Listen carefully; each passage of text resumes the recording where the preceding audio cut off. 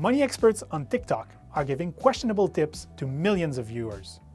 Crypto bros are hoping to get rich with Bitcoin, and share prices are now at the mercy of Reddit comments, and obviously whenever Elon Musk decides to tweet. It's never been easier or more affordable to access the stock market. But a growing trend towards short-term investing can have negative, long-lasting implications on your portfolio. Hi, my name is Alexandre Langevin, and today I will show you why you should avoid all the hype and exercise caution to achieve long-term financial success.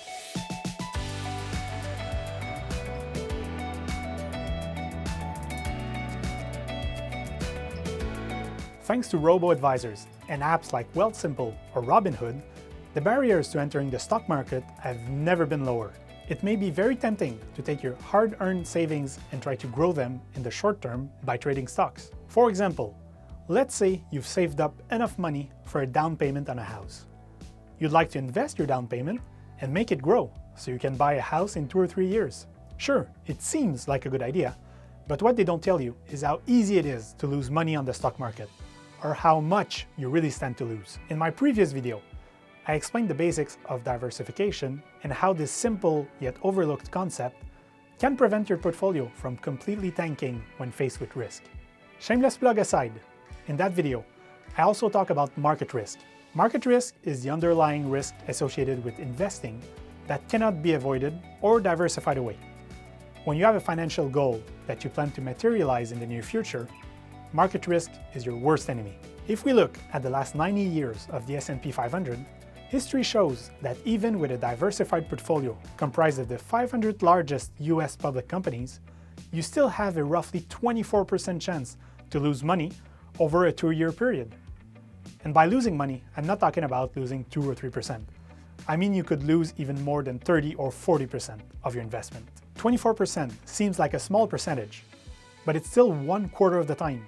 Not only that, it also includes extremely good periods, the last 10 years being an example of a great bull market. And if we look at the decade just before that, the odds of losing money were even higher at around 46%. During that time, you basically flipped a coin and hoped you wouldn't lose money over a 2-year period.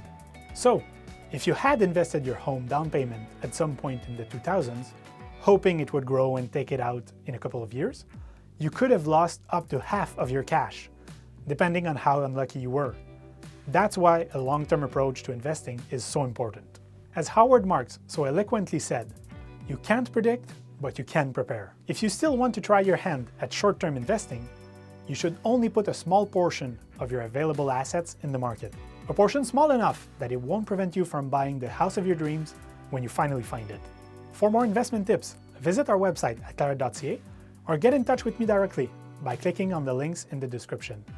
And don't forget to click on the subscribe button below.